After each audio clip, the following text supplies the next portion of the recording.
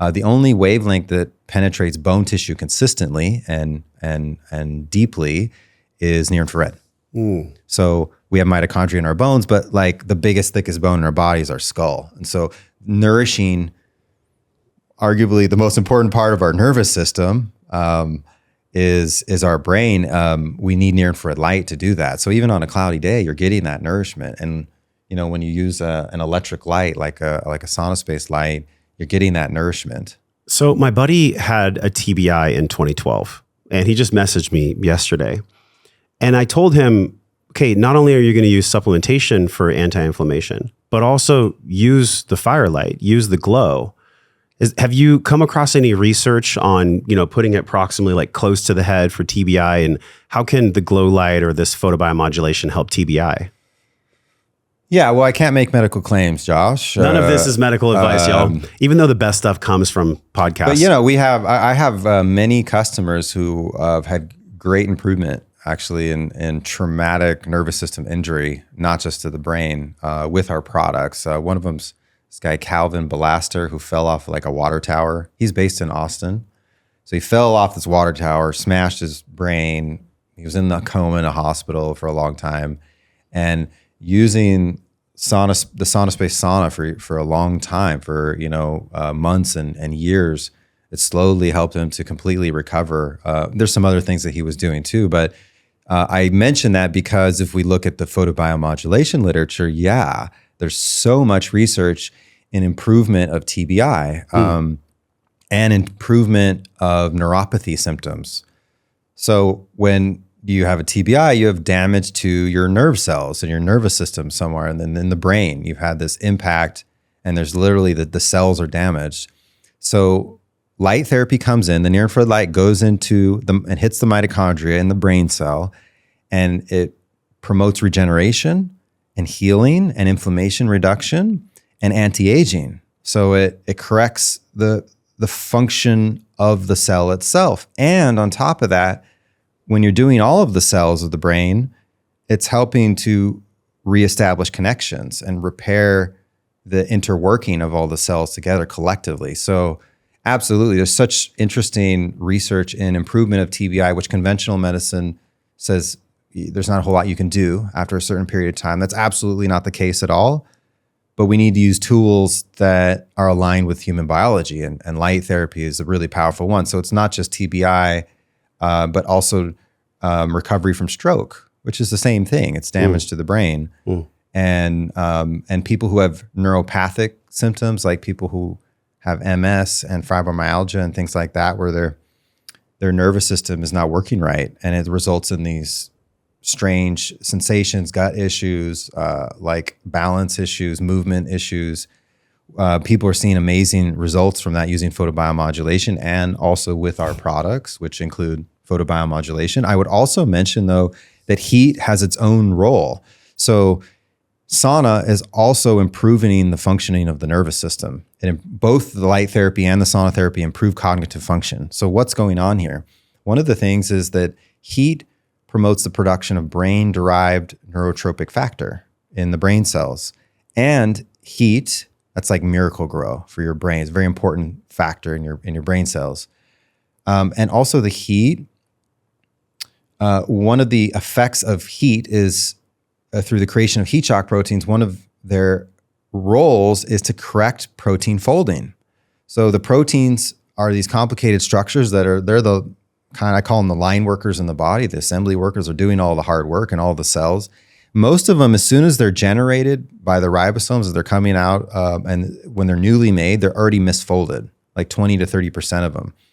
And so there's this built-in system of correcting the workers that are made that are not like perfectly made, is constantly correcting them with heat therapy, with sauna. And when you do that in your brain cells, you're improving protein function and the proteome. So where the proteins are, and when they refold, they're like lock and key mechanisms. Whenever they're talking to each other and doing things, all of those connections and all that communication is improved also in the brain. So there's a fair amount of research of improvement of like neuropathy, fibromyalgia, and things like that with sauna use, which goes back to, I think I might have mentioned in the last podcast, is the other like huge amazing thing about sauna is that frequent use of sauna reduces risk of dementia. And that's like a 30-year human study now in Finland that's still ongoing with thousands of people. And what's going on there? It's doing something to correct the resilience and the plasticity of the nervous system, of the brain. Dude, there's no one perfectly stated and living their dharma like you to lead this movement. I've always sensed that you have a deep sense of touch to your feminine side, but the way you can go from science to energy work, what can someone take away of light actually nourishing them on a basic human understanding level? Well, it's definitely a challenging one. The more we're, the more we're attached to the programming that we have, the less receptive we actually are. There's some people who use a therapy and they don't get well. And it's like, why don't they get well? This therapy is clearly working for almost everybody. And it's a mindset. Definitely it's a mindset issue. So what I love about our product and what we're doing is we're gently shifting the physiology and the consciousness of the person who's using it back into alignment with the highest and best self. So we're removing the toxins, we're reactivating, we're promoting cellular rejuvenation and healing. And it's a slow process that they don't have to do anything. They just sit in there and be, they use their sauna, use their light. When they use the glow light, it's like passive, but slowly but surely there's a shift that occurs, and everybody's on their own journey. Everybody's on their own timeline. There's no rush in this. There's nothing to like obsess over any kind of like goal.